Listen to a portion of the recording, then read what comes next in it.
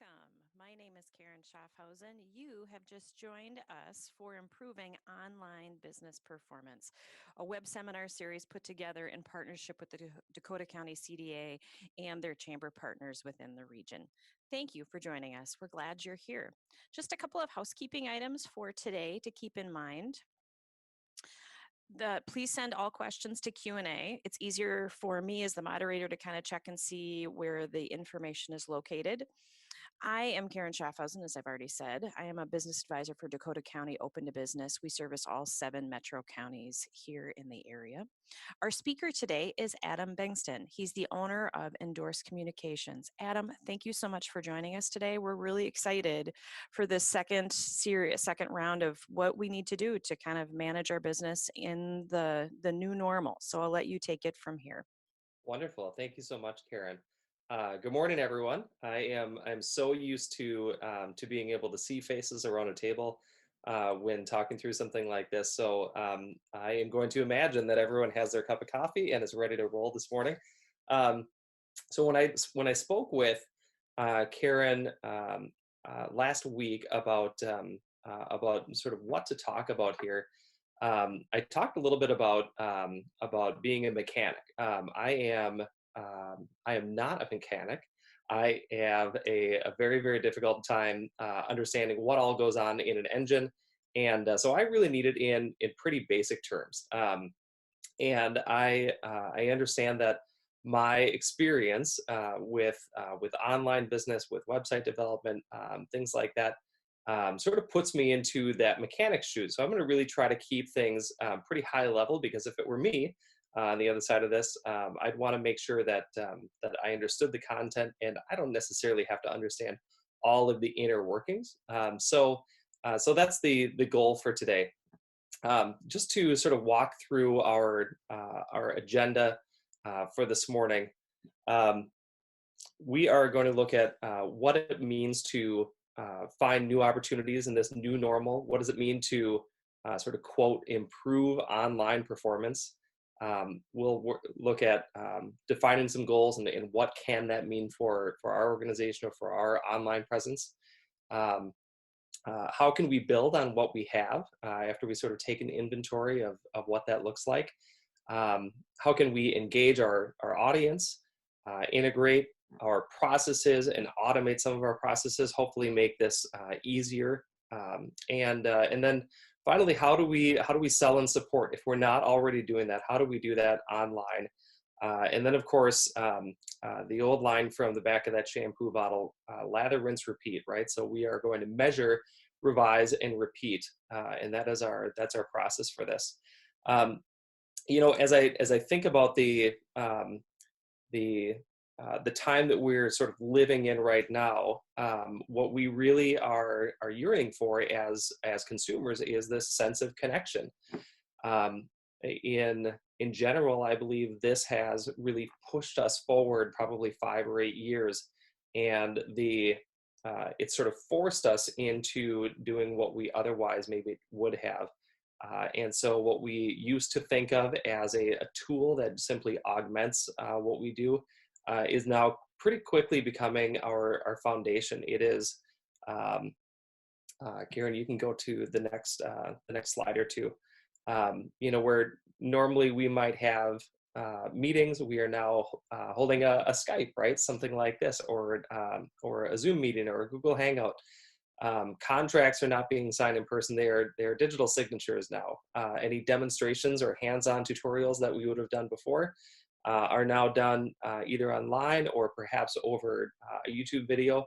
And if we have a front office or a front door to our business, and someone used to walk into that door, we would greet them right away. We would say, hello, good morning, welcome, what brings you in today? And so there are ways that we can do that online as well to greet customers when they first encounter us there. There's a man that I follow. His name is Peter Diamandis, and Peter is a futurist, and he does a lot of talking about what do business opportunities look like in the future. And this is long before we sort of hit this coronavirus pandemic. But he said the world's biggest challenges are really the world's biggest business opportunities. And if you want to make $1 million, solve a problem for 1 billion people. And so that's really what we sort of have to keep our eye on. And sometimes it is difficult to find that opportunity in the challenge, but we're going to take a look at some ways that that folks have done that. So if anyone has been to Target or Walmart or Aldi or anywhere that you do your shopping, you likely saw some bare shelves over the past couple of weeks. The first thing that my wife reported to me was, holy cow, there was no toilet paper at all. And I thought to myself, my gosh, what are we all doing? What are we all hoarding toilet paper for? But alas, it was there. And this really, this is opportunity for someone.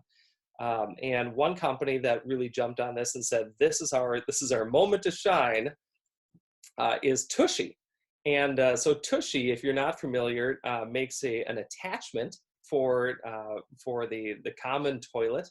And so instead of using toilet paper, it's a bidet attachment, and they saw incredible sales from this. They started to push out their message through social media, through their website, through just about every channel, and they were so successful in this that they ended up selling out. And if you go to their site now, you will see a message that says, good news, we love to spread good news.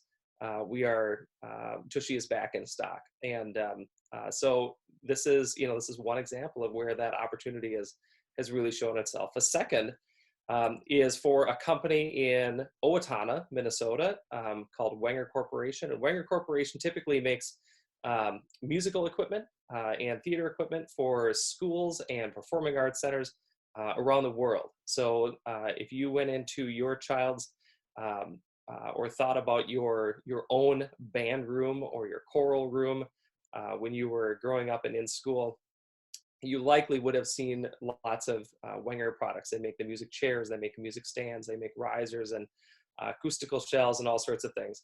Well, what they decided to do was, how can we sort of capture this as an opportunity? And so Wenger took a look at what their products are and said, how can we help these people that are now trying to learn from home? They're not going to be in a classroom setting using our products. They're going to be at home using our products. And so they've put together this, what they're calling their home practice kit.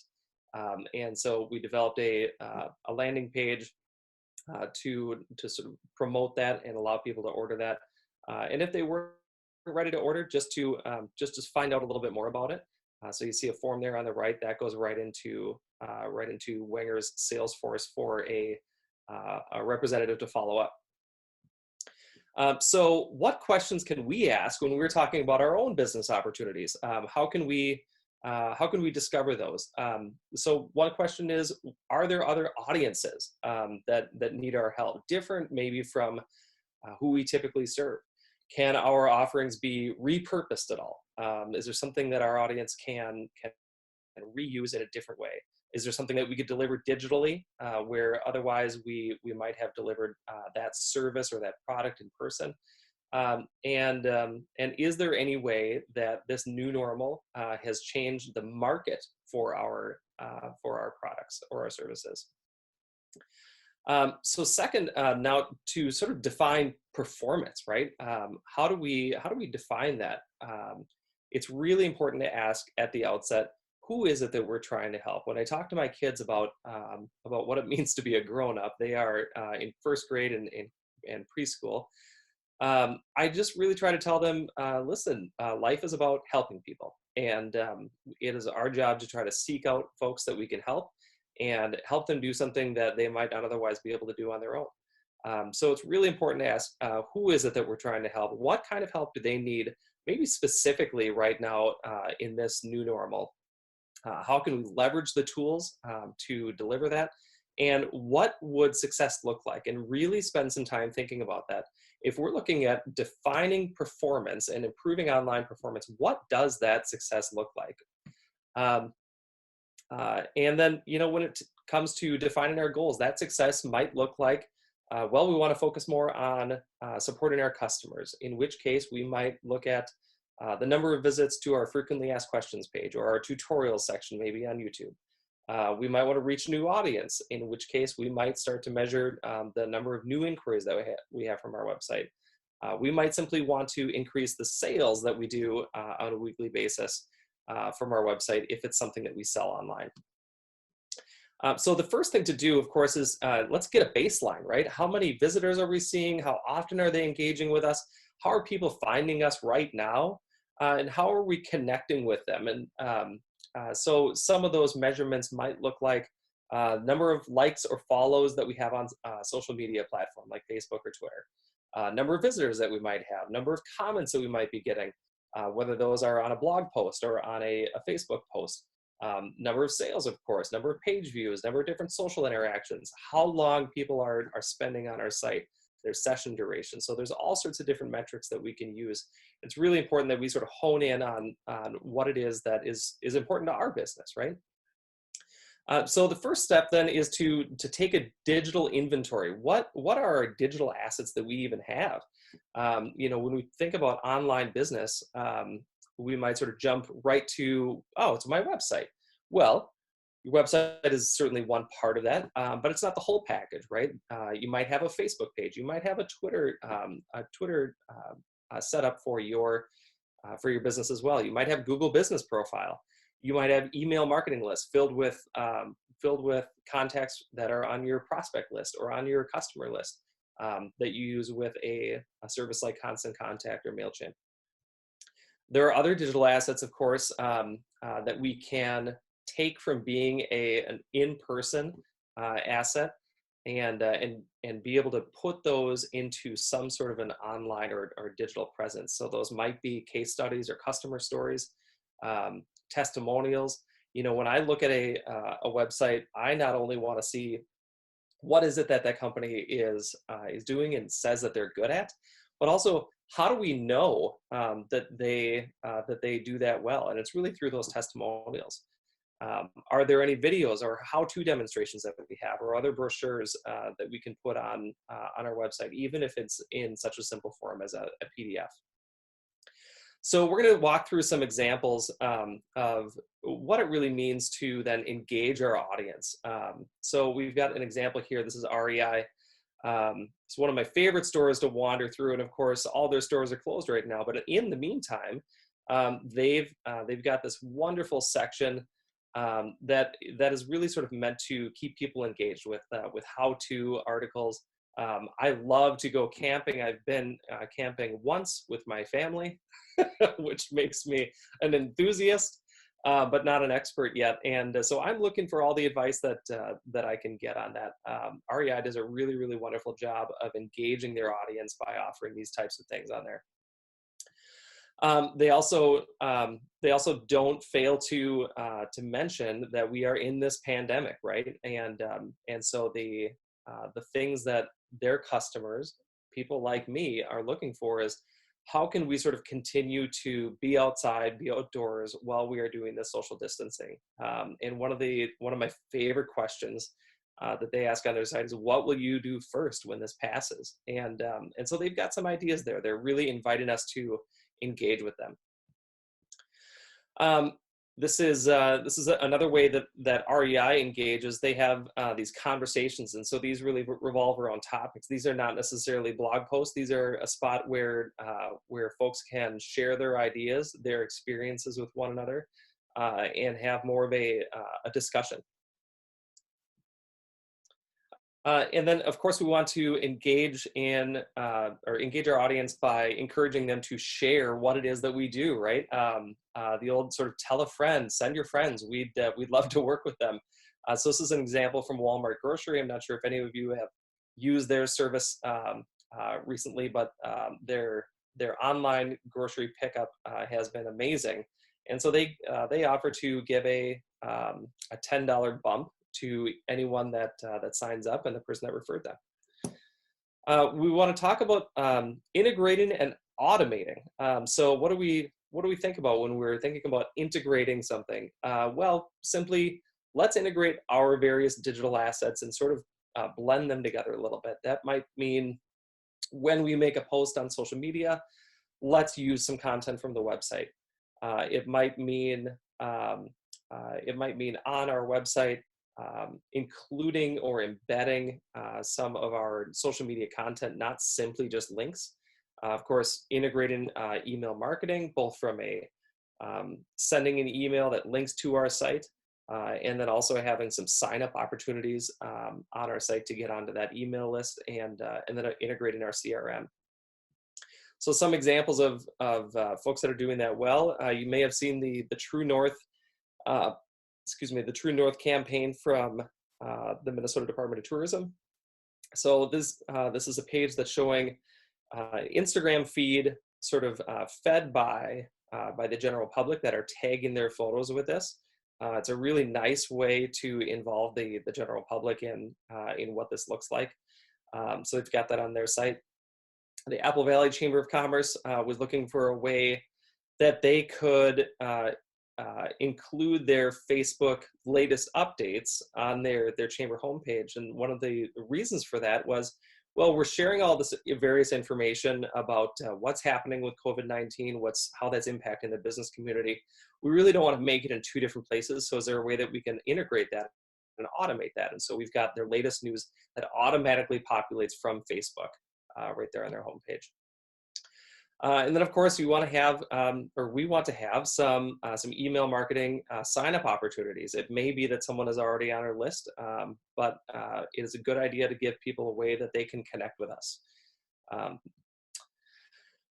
Looking at CRMs, it's not just emails that we're collecting anymore. It is text messages. I don't know about you, but I sort of belong to lots of different text message groups. And so Vera Bradley has a spot at the bottom of their site that says text VB to 82275, and it'll automatically enroll you. Vera Bradley then, of course, uses your phone number to push out some of their promotions. Your Google My Business profile, if you don't have one already, I would really encourage you to get one. They are free. It is something that shows up in the search engine fairly prominently. It really helps with SEO.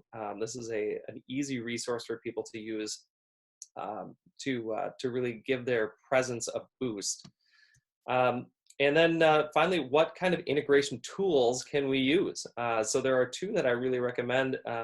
Zapier is one, and Messenger is another. Zapier is a tool that will allow you to connect more than one sort of application and allow one application to trigger an event in another. So you might use that as a way to put together Gravity Forms, which is a pretty common plugin for WordPress sites, and automatically add the people that fill that out to your constant contact list, for instance. You might add them to a spreadsheet. You might want to get an email when someone fills something out. Zapier is an incredibly powerful tool to use. I'd encourage you to check that out. The second there is Facebook Messenger. And so when we talk about reaching our audience, it's really important that we reach them where they're at. But know that they might be connected in other ways as well. So this is one example of how you can actually embed Facebook Messenger right into your own website, so that when someone is visiting your site, they can engage with you right on Facebook Messenger without having to leave your site. So it's there just as a chat tool. So quickly, let's talk about some various platforms that we can use to sell online and support our customers. Some of my favorites here, and there are a zillion, but some of my favorites are Square, Magento, Shopify. Those three are really great e-commerce options. Most of them provide a very robust back end, and something that is sort of automatically secure. And so that's not something that you have to take care of.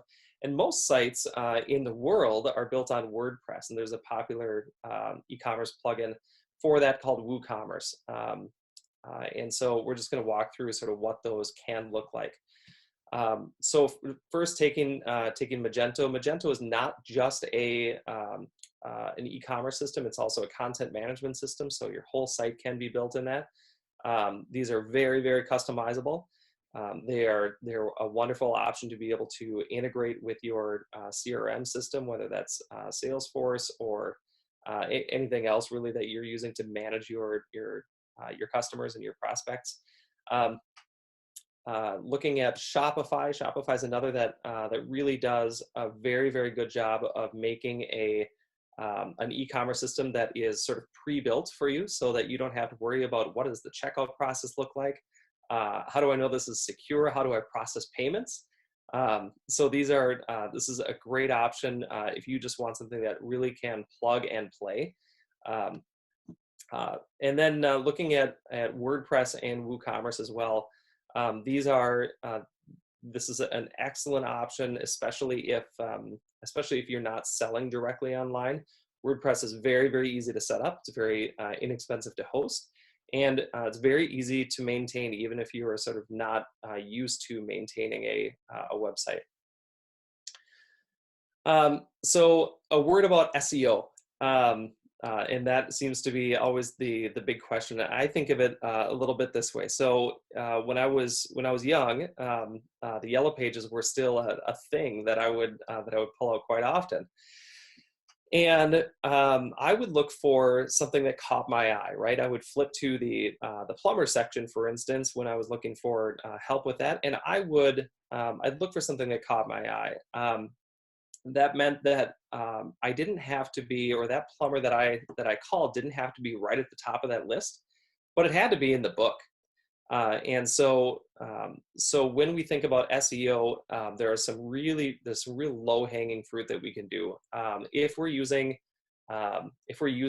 a site or platform like WordPress, there are various SEO plugins like Yoast or All-in-One SEO that we can utilize to plug in, and it will sort of walk us through a wizard to make sure that we've got all of our sort of ducks in a row. The second is, if we haven't already, we should notify Google or Yahoo or Bing about the existence of our site. There's an easy way to do that. If you can't do it on your own, you can contact your web developer. You contact a person like us, or a company like ours, and we can help you through that as well. But it's important that we tell the search engines, hey, I've got a website, and this is where it is. These are the pages that I have. From there, really, Google, Yahoo, Bing, they take it from there, and they'll read through your site with their bots and figure out what your site is about. We can use a tool like SEMrush to find, are there broken links that we have? Are there pages that aren't formatted well for SEO?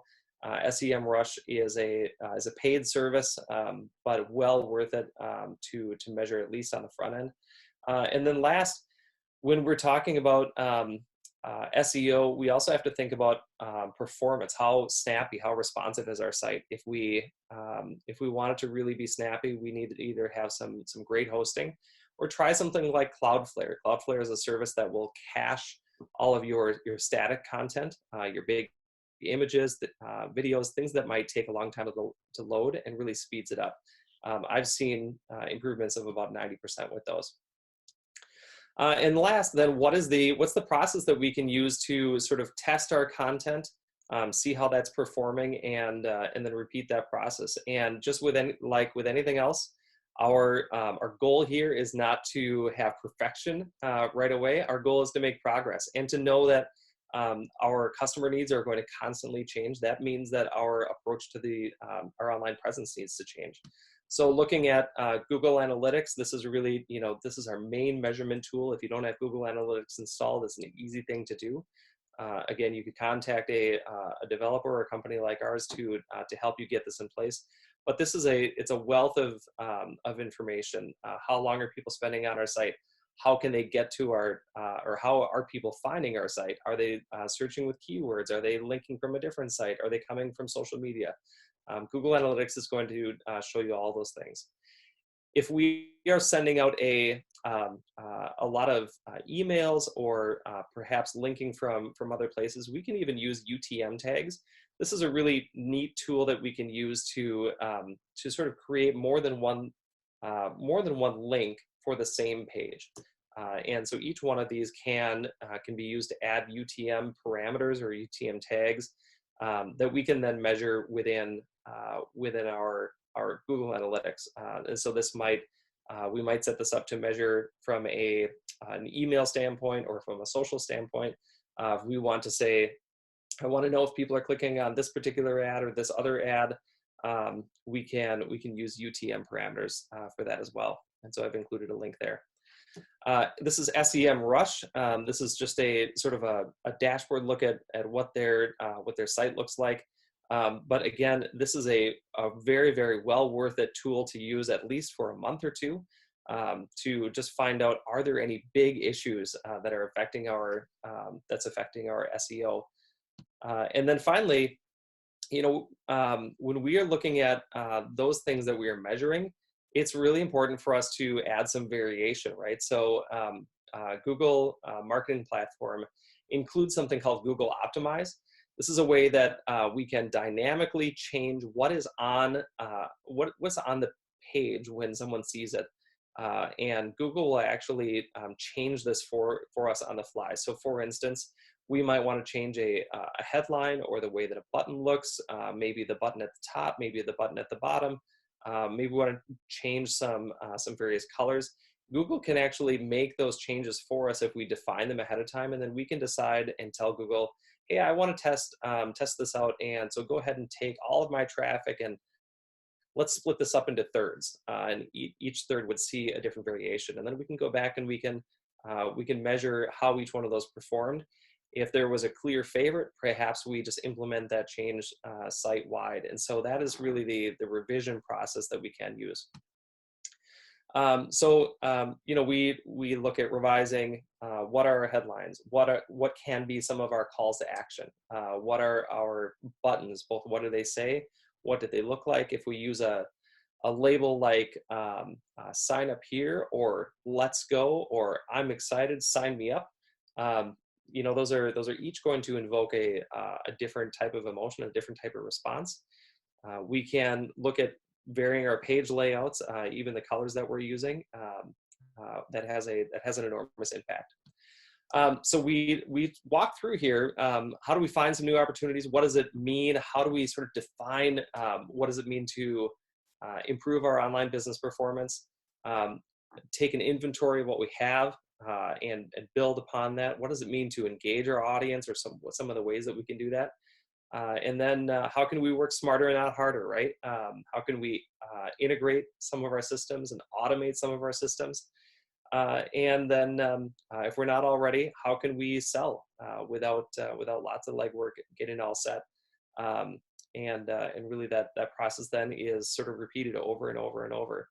This is it's a time when we are all really forced to do things very, very differently. And my gut tells me in about 5 months, we are going to see another change that really forces us to revisit what is it that we're trying to focus on at that point. So again, let's think about how we can help people. Are there new folks that we can help, and go from there. So we've got just a couple minutes or so. If there's any questions at all, I'm happy to take one. Adam, thank you so much. I feel like we've just sprinted through so much content. You did such a great job. So one of the things that we have a question about is, if I'm a business that historically has not engaged my customers online, what is something simple for me to do? Because I'm not an online expert, and at this moment, I don't have lots of extra cash floating around. Sure. What is one or two things that you would encourage or suggest a business like that do? Yeah, so if you don't have anything right now, I guess my first inclination would be to try to figure out where is your audience already at, right? If you were trying to reach an audience, are they on Facebook? Are they on Instagram? Are they on a social platform? Those are really easy and very, very inexpensive to set up. You can engage a great following from there. And then a second probably is just to use a site, or excuse me, a platform like some of these that we looked at. Most of those are free to use. Excuse me. And there's a charge if you were to actually sell something through that site to process the credit cards. But in most cases, you can do that for free and get set up with something, and then when your cash flow is in a better position, build upon that. Lovely. Well, Yeah. with that, we are at the 8:30 mark. I want to be respectful of everybody's time. Adam, this is exceedingly fabulous information. Super grateful for you to take your time and share your thoughts with us today. I'd like to thank each of you for participating. Many of you have had a chance to participate in all 7 web seminars. We're grateful that you were here. We're hoping that it was helpful. Thank you for the Dakota County CDA and their chamber members for helping facilitate this. And lastly, a little bit about Open to Business. We are a nonprofit contracted by the 7 metro counties to provide free business consulting. Oof, I need my coffee, and gap financing. So if you've got any questions today with regard to the federal loan programs coming out, or how to help manage your business as they navigate through this time, we are here for you as a free business service. This recording will be shared with both the county partners and the cities and posted on their websites. Thank you again for everybody for participating, and have a great day. Thanks again, Adam. Take care. Thanks, everyone.